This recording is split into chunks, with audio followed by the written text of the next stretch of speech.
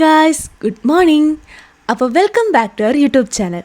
കുറേ നാൾക്ക് ശേഷം ഇന്ന് ഞങ്ങളുടെ ഒരു ട്രാവൽ വ്ളോഗാണ് നിങ്ങൾ കാണാൻ പോകുന്നത്.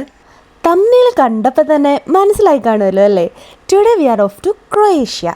സ്റ്റുട്ട്ഗാർട്ടിൽ നിന്നായിരുന്നു കേട്ടോ നമ്മുടെ ഫ്ലൈറ്റ്. ഒരു ഫ്രൈഡേ ഈവനിങ് ആയിരുന്നു നമ്മൾ ട്രാവൽ സ്റ്റാർട്ട് ചെയ്തിട്ടുണ്ടായിരുന്നത്.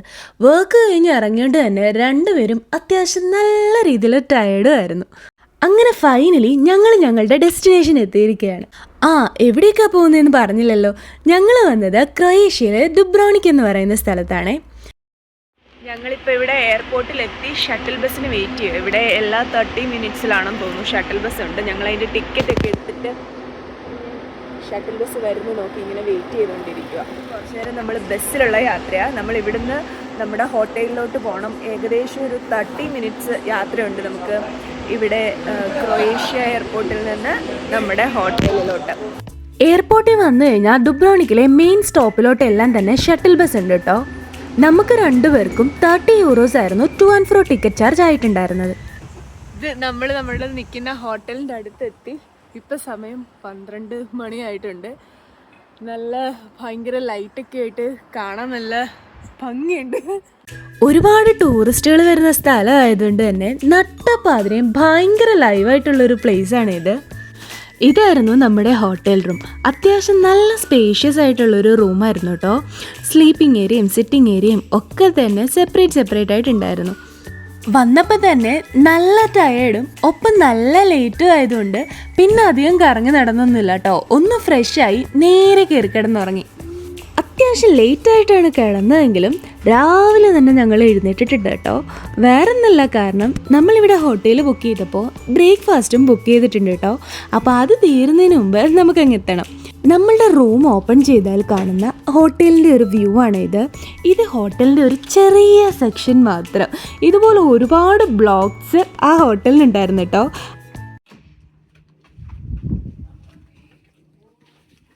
എവിടെ പോന്നു? രാവിലെ ഫുഡ് അടിക്കാൻ പോകുന്നു. രാവിലെ എഴുന്നേറ്റ് ഫുഡ് കഴിക്കാൻ. നമ്മൾ രാവിലെ എഴുന്നേറ്റ് ഇനി ഇവിടെ ഫുഡ് നമ്മൾ ബ്രേക്ക്ഫാസ്റ്റ് ഇൻക്ലൂഡഡ് ആണ് നമ്മുടെ ഹോട്ടലിൽ. അപ്പോൾ ഇനി ഫുഡ് കഴിക്കാനായിട്ട് പോവാം. ഇതാ ഞങ്ങളുടെ റൂം തുറക്കുമ്പോൾ ഉള്ളൊരു വ്യൂ. ആക്ച്വലി കുറേ റൂംസൊക്കെ ഉള്ള ഒരു വലിയ ഹോട്ടലാണ്.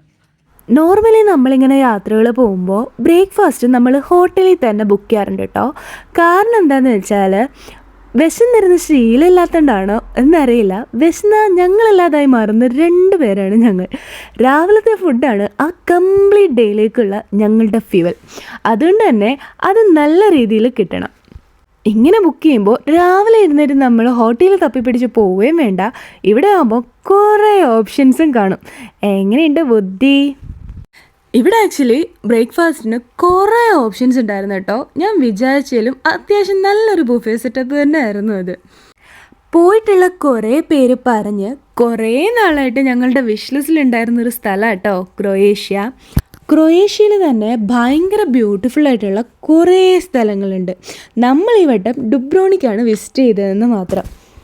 നമുക്ക് ആക്ച്വലി സ്റ്റുട്ട്ഗാർട്ടിൽ നിന്ന് ദുബ്രോണിക്കിലേക്ക് ഡയറക്റ്റ് ഫ്ലൈറ്റ് ഉണ്ട് കേട്ടോ. ഒരു 2.5 hours ഉള്ളൂ ട്രാവൽ. ഈ ഒരു യാത്ര ഭയങ്കര റിലാക്സ്ഡ് ആയിരിക്കണമെന്ന് ഞങ്ങൾക്ക് 2 പേർക്കും നിർബന്ധം ഉണ്ടായിരുന്നു കേട്ടോ. നോർമലി നമ്മൾ യാത്രകൾ പോകുമ്പോൾ കുറേ സ്ഥലങ്ങൾ കാണണം, മാക്സിമം എടുത്ത് പോകണം, അങ്ങനെയൊക്കെ ആയിരിക്കും പതിവ്. പക്ഷെ ഇവിടെ ഭയങ്കര റിലാക്സ്ഡ് ആയിട്ടായിരുന്നു നമ്മളെല്ലാം ചെയ്തിട്ടുണ്ടായിരുന്നത്. ഹലോ ഗൈസ്, അപ്പോൾ നമ്മുടെ ഡേ 1 ഇവിടെ സ്റ്റാർട്ട് ചെയ്തു. നമ്മൾ ഫുഡൊക്കെ കഴിച്ചു, റെഡിയായി. ഇനി നമ്മൾ പുറത്തൊക്കെ പോകാൻ പോവാം. എവിടോട്ടാണ് പോകുന്നേ?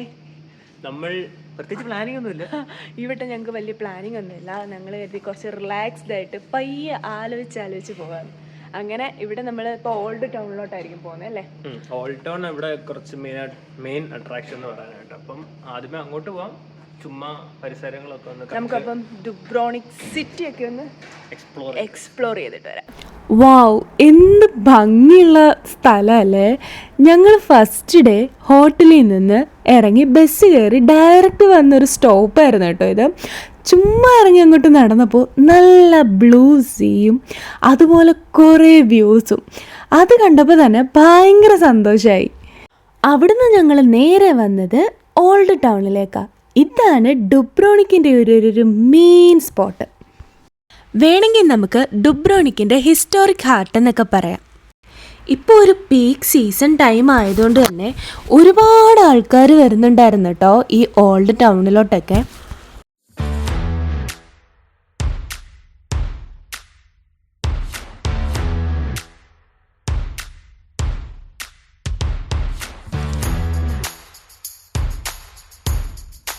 കുറച്ച് ഹിസ്റ്റോറിക് പ്ലേസസ് ഒക്കെ കാണാനായിട്ട് ഇഷ്ടമുള്ളവരാണെങ്കിൽ ഉറപ്പായിട്ടും ഇഷ്ടപ്പെടുന്നൊരു സ്ഥലമാണ് ഡുബ്രോണിക്ക്.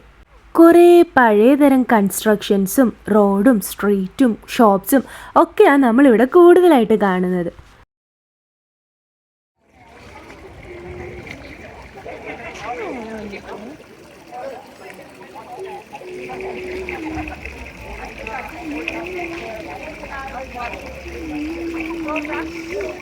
ഈ കാണുന്നതാണ് പൈൽ ഗേറ്റ്. നമുക്ക് കാണാനുള്ള കുറേ അട്രാക്ഷൻസ് ഇതിനുള്ളിലായിട്ടാണുള്ളത്. ഞങ്ങൾ പോയ സമയത്ത് നല്ല വെയിലും ചൂടൊക്കെ ആയിരുന്നു കേട്ടോ. അതുകൊണ്ട് ഇവിടെ പോകാനാണെങ്കിൽ കുറച്ച് ഏർലി മോർണിംഗ് അല്ലെങ്കിൽ കുറച്ച് ഈവനിങ് ടൈമൊക്കെ പോയാൽ ഭയങ്കര ചൂടുമില്ലാതെ രക്ഷപ്പെടാം. ഈ ഒരു സ്ട്രീറ്റിൽ കൂടെ കുറേ നടക്കാനുണ്ട് കേട്ടോ. പക്ഷെ കാണാനും എൻജോയ് ചെയ്യാനും പറ്റിയൊരു സ്ഥലമായിട്ടാണ് എനിക്ക് തോന്നിയത്. ഇവിടെയുള്ള ഷോപ്പും റെസ്റ്റോറൻറ്റ്സും എല്ലാം ഒരു ഡിഫറെൻ്റ് രീതിയിലാണ് ചെയ്തിട്ടുള്ളത്. നമ്മളിപ്പോൾ ഉള്ളത് ഇവിടുത്തെ ഓൾഡ് ടൗണിലാണ്. ഇവിടെ അകത്ത് തന്നെ കുറേ നടക്കാനുണ്ട്. നല്ല വെയിലും ഉണ്ട് കരിഞ്ഞ് നടക്കാം. ഞങ്ങളപ്പോൾ ഇതിനകത്ത് കൂടെ കുറച്ച് നടക്കാൻ പോവാം. നല്ല ആളാണ്. ഇപ്പം സീസൺ സമയമായതുകൊണ്ട് ഭയങ്കര ക്രൗഡാണ്. നമ്മൾ എവിടെ നോക്കിയാലും ഒരുപാട് ടൂറിസ്റ്റുകൾ വരുന്നൊരു സമയമായിരുന്നു ഇത്.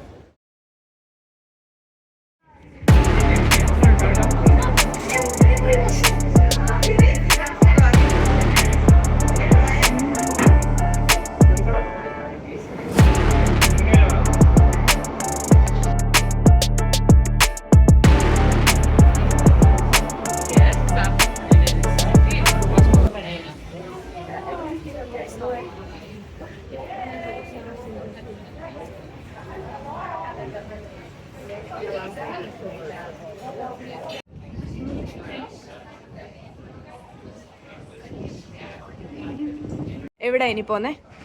നമ്മളിവിടെ അടുത്തൊരു എന്തോ ഒരു ചർച്ച് ആൻഡ് മൊണാസ്ട്രി എന്ന് പറയുന്ന ഒരു സ്ഥലമുണ്ട്. നമ്മുടെ ഈ ഓൾഡ് ടൗണിന് അടുത്ത് തന്നെ നമുക്ക് കുറെ കാണാനുള്ള ഇവിടുത്തെ മെയിൻ സ്പോട്ട്സ് അല്ലേ? എല്ലാം അടുത്തടുത്താ. ഓൾഡ് ടൗണിൽ വന്നാൽ നമുക്ക് കുറെ സ്ഥലങ്ങൾ ഒറ്റയടിക്ക് കണ്ടു തീർക്കാം. നടക്കാൻ ദൂരമേ ഉള്ളൂ. എല്ലാം 3 minutes 6 minutes വാക്ക് ഡിസ്റ്റൻസേ ഉള്ളൂ. പിന്നെ എല്ലാം ഇങ്ങനത്തെ ഒരു ഏരിയ. ഈ ഒരു ഏരിയക്കകത്തൂടെ നടന്നാൽ ഒത്തിരി വെയിലും ഉള്ളത് നിങ്ങൾക്ക് രക്ഷപ്പെടാം. ഈ കാണുന്നത് ഇവിടുത്തെ ഒരു മെയിൻ അട്രാക്ഷൻ ആയിട്ടുള്ള ഒരു ഫൗണ്ടെയിൻ ആണ്. 15th സെഞ്ച്വറിയിൽ ഡുബ്രോണിക്കിൽ ബിൽഡ് ചെയ്ത ഒരു ഫ്രഷ് വാട്ടർ സിസ്റ്റം ആണിത്. ഇപ്പോഴും ആൾക്കാർ ഇവിടുന്ന് വെള്ളം എടുക്കാറുണ്ട് കേട്ടോ. ഡുബ്രോണിക്കിൽ വന്നു കഴിഞ്ഞാൽ നമുക്കിങ്ങനെ വെള്ളം എടുക്കാനായിട്ട് ഒരുപാട് ഫൗണ്ടെയിൻസ് ഉണ്ടാവും.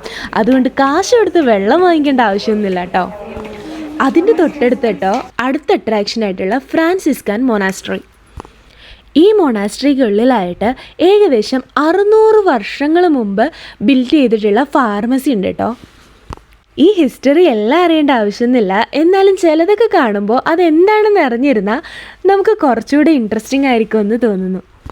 ഡുബ്രോണിക്ക് പോകുന്നവരാണെങ്കിൽ എന്തായാലും ഇവിടെ വിസിറ്റ് ചെയ്യണം കേട്ടോ. വേറെ ഒന്നും കൊണ്ടല്ല, ഹിസ്റ്ററി അറിഞ്ഞില്ലെങ്കിലും നമുക്ക് ഫോട്ടോസ് എടുക്കാൻ പറ്റിയിട്ടുള്ള കുറേ സ്പോട്ട്സ് ഇവിടെ ഉണ്ട്. ഇനി അതുമല്ലെങ്കിൽ സ്ട്രീറ്റിൽ കൂടെ കുറേ നേരം നടന്നു കഴിയുമ്പോൾ നമുക്ക് കുറച്ച് നേരം ഇവിടെ കയറി റെസ്റ്റ് എടുത്തിട്ട് പോവാം. അവിടുന്ന് കുറച്ചുകൂടെ നടന്ന് പോയി കഴിഞ്ഞാൽ നമ്മൾ നേരെ ഓൾഡ് പോർട്ടിലെത്തും. ഇവിടെ നമുക്ക് ഒരുപാട് വാട്ടർ ആക്ടിവിറ്റീസ് ഒക്കെ ചെയ്യാനുള്ള ഓപ്ഷൻസ് ഉണ്ട് കേട്ടോ. ഈ പോർട്ടിലോട്ട് നമ്മൾ വരുമ്പം തന്നെ അവിടെ ഒരുപാട് ബോട്ട് സർവീസ് ഏജൻസീസ് ഉണ്ടാവും. നമുക്കിങ്ങനെ ബോട്ട് ട്രിപ്പൊക്കെ പോകാൻ ഇൻട്രസ്റ്റ് ഉള്ളവരാണെങ്കിൽ നമുക്ക് അവിടെ ബുക്ക് ചെയ്യാം. ഇവിടുന്ന് നമുക്ക് തൊട്ടടുത്തുള്ള ഐലൻഡിലോട്ടൊക്കെ ബോട്ട് ട്രിപ്സ് അവൈലബിൾ ആണ്. അതൊരു നല്ല ഓപ്ഷൻ കേട്ടോ. അതും അല്ലെങ്കിൽ കയാക്കിംഗ് പോലുള്ള വേറെയും കുറേ ഓപ്ഷൻസ് ഉണ്ട്. പക്ഷെ കുറച്ച് എക്സ്പെൻസീവ് ആണെന്ന് തോന്നുന്നേ. നമ്മളിപ്പം ഇവിടെ ഉള്ളൊരു കത്തീഡ്രൽ കാണാൻ വന്നേക്കുക. ഒരു വലിയ കത്തീഡ്രൽ കാണിച്ചു തരാം. ഏത് സ്ഥലത്ത് പോയാലും അവിടെ ഒരു പള്ളിയെങ്കിലും വിസിറ്റ് ചെയ്യുന്നത് മസ്റ്റാണ്. ബിക്കോസ് ഇങ്ങനെയുള്ള സ്ഥലത്തേക്ക് പള്ളി കാണാൻ ഭയങ്കര ഭംഗിയായിരിക്കും. അതുകൂടാതെ നമ്മൾ ആദ്യമായിട്ട് പോകുന്ന പള്ളിയിൽ എന്തെങ്കിലും ആഗ്രഹം പറഞ്ഞാൽ അത് നടക്കുമെന്ന് പറഞ്ഞ് കേട്ടിട്ടുണ്ട്. അങ്ങനെ ഒരു അവസരവും കൂടെ കിട്ടിയാൽ പിന്നെ അത് വേണ്ടെന്ന് വയ്ക്കുമോ? ഒരുപാട് ആൾക്കാരുണ്ടായിരുന്നു. അതുകൊണ്ട് തന്നെ പള്ളിയുടെ ഒരുപാട് വീഡിയോസ് ഒന്നും എടുത്തിട്ടുണ്ടായിരുന്നില്ല.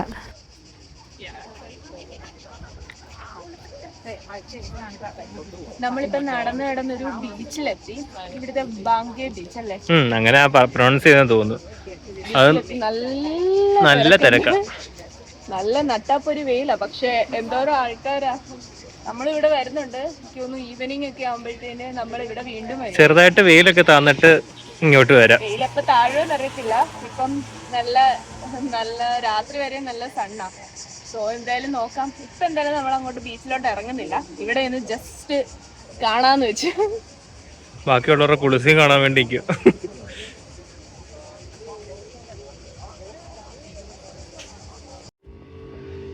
ഇപ്പം നമ്മൾ മോഡേൺ ആർട്ട് മ്യൂസിയത്തിനകത്താണുള്ളത്. ഇവിടെ കുറേ പെയിൻറ്റിങ്സും കാര്യങ്ങളും കേട്ടോ നമ്മൾ ഫസ്റ്റ് ഫ്ലോറിൽ വന്നപ്പോൾ കണ്ടത്. ഇവിടെ ഈ നമ്മളുടെ ഓൾഡ് ടൗണിനടുത്ത് തന്നെ കുറേ മ്യൂസിയം ഉണ്ട്. നമ്മളിപ്പോൾ എല്ലാ മ്യൂസിയവും കാണുന്നില്ല. നമ്മൾ 2-3 മ്യൂസിയം ലിസ്റ്റ് ചെയ്തു. അവിടെ മാത്രമേ നമ്മൾ പോകുന്നുള്ളൂ. മ്യൂസിയം കണ്ടിട്ട് നമുക്കൊന്നും മനസ്സിലാകത്തില്ല. ഞങ്ങൾ രണ്ടുപേരും അങ്ങനെ മ്യൂസിയം എൻജോയ് ചെയ്യുന്നതല്ല, അത് മനസ്സിലാവുന്നില്ല. നമുക്ക് അത്രയ്ക്കൊരു ഐഡിയ ഇല്ല. അതുകൊണ്ട് നമ്മൾ ഡുബ്രോണിക് പാസ് എടുത്തിട്ടുണ്ട്. അതെന്ന് വെച്ചാൽ നമ്മുടെ ടിക്കറ്റ് നമ്മൾ പ്രത്യേകിച്ച് എടുക്കേണ്ട ആവശ്യമില്ല. നമുക്ക് പബ്ലിക് ട്രാൻസ്പോർട്ടേഷൻ ഇൻക്ലൂഡ്, പിന്നെ ഇങ്ങനത്തെ മ്യൂസിയം, പിന്നെ സിറ്റി വാള്, അങ്ങനെ കുറേ മെയിനായിട്ടുള്ള അട്രാക്ഷൻസ് ഒക്കെ ഇതിൽ ഇൻക്ലൂഡാണ്. അപ്പോൾ ഞങ്ങൾ 3 ഡേയ്ക്കാണ് ഡുബ്രോണിക് പാസ് എടുത്തിട്ടുള്ളത്. അപ്പോൾ ഞങ്ങൾക്ക് പെർ പേഴ്സൺ 50 യൂറോസ് ആയിരുന്നു ആയത്. അപ്പോൾ ആ ഒരു പ്രൈസിൽ ഈ മ്യൂസിയം ഇൻക്ലൂഡഡ് ആയിരുന്നു. അതുകൊണ്ട് ഞങ്ങൾ ഇവിടെ വന്നത്. അല്ലെങ്കിൽ ടിക്കറ്റ് എടുത്ത് ചിലപ്പോൾ നമ്മൾ വരത്തില്ലായിരുന്നു. ടിക്കറ്റ് കാരണം ഡുബ്രോണിക് പാസ് എടുക്കുന്നതുകൊണ്ട് നമുക്ക് ലാഭമുണ്ട്. കാരണം ഇവിടുത്തെ മെയിൻ അട്രാക്ഷൻ എന്ന് പറയുന്നത് സിറ്റി വാൾ എന്ന് പറയുന്ന സംഭവം. അപ്പോൾ അതിന് തന്നെ എൻട്രി ഫീസ് 40 യൂറോ ആണ്.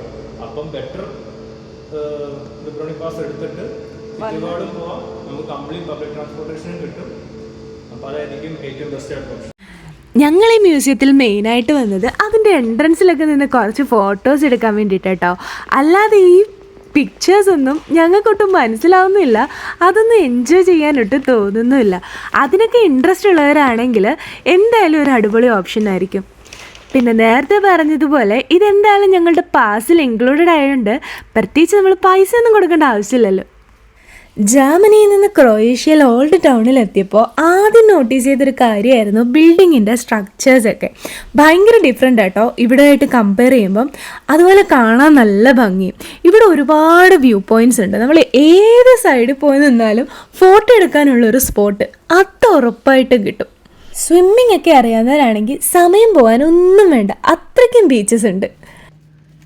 ഞങ്ങൾ വീട്ടിൽ വന്ന് ഒന്ന് റെസ്റ്റൊക്കെ എടുത്ത് ഇപ്പം ഒരു ഈവനിങ് ടൈം ആയിട്ടുണ്ട്. അപ്പോൾ ഇനി ഞങ്ങൾ പുറത്ത് പോയി കാര്യമായി ഫുഡ് കഴിച്ച് പിന്നെ നമുക്ക് ബീച്ചിലൊക്കെ പോകാമെന്ന് കരുതി ഒരുങ്ങി ഇറങ്ങിക്കോട്ടോ. നമ്മൾ നേരത്തെ ബീച്ചിൽ പോയായിരുന്നു. അവിടെ ഭയങ്കര ആളായിരുന്നു. അതുപോലെ പൊരിഞ്ഞ വെയിലുമായിരുന്നു. അത്രയും വെയിലത്ത് ഇറങ്ങാനൊരു ഇത് ഞങ്ങൾക്കില്ലായിരുന്നു. അപ്പോൾ ഞങ്ങൾ കരുതി കുറച്ച് വെയിലൊക്കെ ഒന്ന് താന്നിട്ട് പയ്യെ ബീച്ചൊക്കെ ഒന്ന് കറങ്ങിയിട്ട് വരാമെന്ന്. അപ്പം നമ്മൾ ഇപ്പം ഇനി പോയി ഒന്ന് കറങ്ങിയിട്ട് വരാം.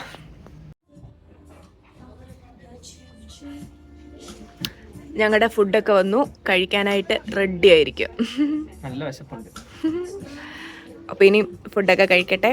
ഞാനൊരു പാസ്ത ആയിരുന്നു, ചിക്കൻ പാസ്ത ഓർഡർ ചെയ്തത്. ഞാനൊരു പോർക്ക് ബെല്ലി. പോക്കിന്റെ ബെല്ലി കിടക്കട്ടെ. അപ്പോൾ കഴിക്കട്ടെ. ഈ വഴികളൊക്കെ കാണാൻ തന്നെ എന്ത് ഭംഗിയല്ലേ. ഇവിടെ കൂടെ നടക്കുമ്പോൾ തന്നെ നല്ല രസമുണ്ട്. പിന്നെ ഡ്രൈവൊക്കെ ചെയ്യുകയാണെങ്കിൽ ഒന്നുകൂടെ രസമായിരിക്കും തോന്നുന്നു. ഇവിടെ വന്നിട്ട് കാറൊക്കെ റെൻ്റ് എടുക്കുകയാണെങ്കിൽ ഇതുപോലുള്ള കുറേ അടിപൊളി വഴികളുണ്ട്. ഞങ്ങളുടെ പാസിൽ ഓൾറെഡി പബ്ലിക് ട്രാൻസ്പോർട്ടേഷൻ ഇൻക്ലൂഡഡ് ആയതുകൊണ്ട് നമ്മൾ പബ്ലിക് ട്രാൻസ്പോർട്ടേഷനായിരുന്നു ഡിപ്പെൻഡ് ചെയ്തിട്ടുണ്ടായിരുന്നത്. നല്ല വെയിലൊക്കെ ഒന്ന് മാറി കിട്ടിയപ്പോൾ നേരെ നമ്മൾ അടുത്ത ബീച്ചിൽ വന്നിട്ടോ. ഭയങ്കര പീസ്ഫുള്ളായിട്ടുള്ളൊരു ബീച്ചായിരുന്നു ഇത്. അതോ ഈ സമയത്തായതുകൊണ്ടാണോ എന്നറിയില്ല കേട്ടോ, അധികം ആൾക്കാരും തിരക്കൊന്നും ഇല്ലായിരുന്നു. നല്ല സമാധാനത്താലെ അവിടെ ഇരിക്കാൻ പറ്റി. ഞങ്ങൾക്ക് രണ്ടുപേർക്കും കാര്യമായ സ്വിമ്മിംഗ് ഒന്നും അറിയാവുന്ന ആൾക്കാരല്ല കേട്ടോ. അതുകൊണ്ട് ഒരുപാട് ആഴമുള്ള ബീച്ചിലോ ഒക്കെ പോയി കഴിഞ്ഞാൽ കുറച്ച് ബുദ്ധിമുട്ടായിരിക്കും. പക്ഷേ ഇവിടെ നമുക്ക് ഈസി ആയിട്ട് ഇറങ്ങി നിൽക്കുകയും ചെയ്യാം, എൻജോയ് ചെയ്യുകയും ചെയ്യാം. കുറേ നേരം അവിടെ സ്പെൻഡ് ചെയ്തതിന് ശേഷം തിരിച്ച് നമ്മുടെ ഹോട്ടലിലെത്തി കേട്ടോ. ഇതാണ് നമ്മുടെ ഹോട്ടലിൻ്റെ ഒരു ഫ്രണ്ട് വ്യൂ. നമ്മൾ ഈ ചൂസ് ചെയ്ത ഹോട്ടലിനടുത്ത് തന്നെ ഒരുപാട് ബസ് സ്റ്റോപ്സും ഒക്കെ ഉള്ളതുകൊണ്ട് ട്രാവൽ ഒട്ടും ബുദ്ധിമുട്ടില്ലായിരുന്നു. ഇനി നമുക്ക് നമ്മുടെ ഡുബ്രോണിക്കിലെ സെക്കൻഡ് ഡേ സ്റ്റാർട്ട് ചെയ്താലോ? ഇന്നത്തെ പ്ലാൻസ് ഒക്കെ നമുക്ക് പയ്യെ കാണാം. നമ്മൾ അപ്പോൾ ഇപ്പോൾ ഉള്ളത് സിറ്റി മോളിലാണ്. നമ്മൾ രാവിലെ ഇവിടെ വന്നു, നല്ല വെയിലായിട്ടുണ്ട്, ഇവിടെ നിറച്ച് ആളുവാണ്. അപ്പോൾ ഇവിടെ ഇനി നമുക്കൊരു 2 hours നടക്കാനുണ്ട്. നടന്ന് കുറേ ഇങ്ങനെ വ്യൂ പോയിന്റ്സ് ഒക്കെ കാണാനുണ്ട്. നമ്മൾ ഇവിടുന്ന് സ്റ്റാർട്ട് ചെയ്യുക. അപ്പോൾ ബാക്കി പോയി കാണാമേ. ഇവിടെ നിന്ന് നടന്നു വരാനാണെങ്കിൽ നല്ല നല്ല എലിവേഷനില്ല സ്റ്റെപ്പുകളെല്ലാം. നമ്മൾ തുടക്കത്തിൽ കയറി വരുമ്പോൾ നല്ല പാടാണ്. പിന്നെ ഇവിടുന്ന് 2 kilometer നടക്കാനുണ്ട്. നടന്നു വരുമ്പോഴത്തേക്കും നമ്മുടെ പദം ഇളകും. ഈ ഓൾഡ് ടൗൺ ഫുള്ള് നമുക്ക് മണ്ടയ്ക്ക് കാണാം. ഇതിലേക്കൂടെ ചെറുതായിട്ടൊന്ന് കാണിച്ചു തരാം. ഇത് നല്ല നല്ല വ്യൂ പോയിന്റ് വേറെയും ഉണ്ട്.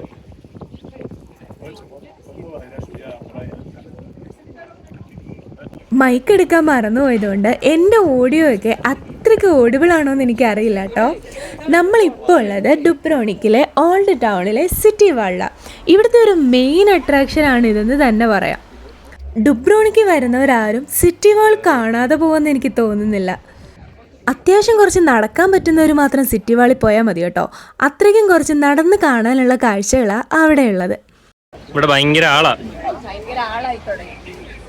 ഞങ്ങൾ കുറച്ച് നേരത്തെ വന്നിട്ടുണ്ടായിരുന്നു. ആക്ച്വലി അത് കാര്യമായി. ഇപ്പൊ ഭയങ്കര ആളായി.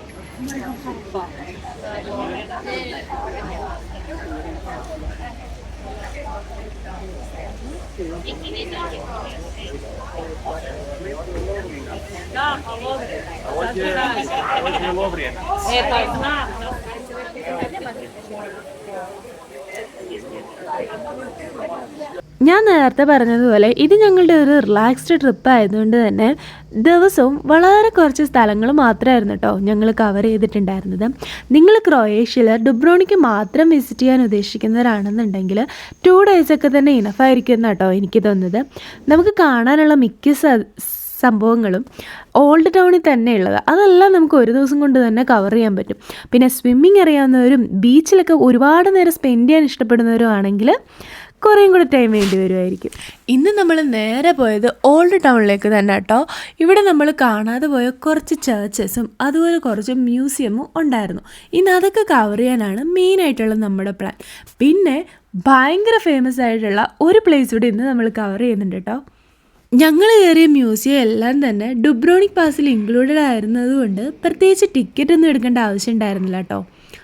മ്യൂസിയത്തിൻ്റെ ഉള്ളിൽ ഒരുപാട് വിഷ്വൽസ് ഒന്നും ഞാനിവിടെ ആഡ് ചെയ്യുന്നില്ല കേട്ടോ, കുറച്ച് മാത്രം ഇൻക്ലൂഡ് ചെയ്യാം.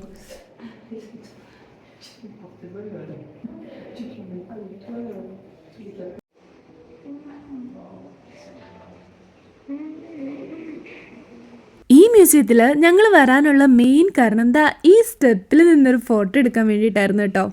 ക്രൊയേഷ്യ എന്ന് പറഞ്ഞ് നോക്കുമ്പം തന്നെ ഇവിടെ നിന്നിട്ടുള്ള കുറേ ഫോട്ടോസ് കാണാൻ പറ്റിയിട്ടുണ്ടായിരുന്നു. അങ്ങനെ ഞങ്ങളും ഇവിടെ നിന്ന് കുറച്ച് ഫോട്ടോസൊക്കെ എടുത്തു.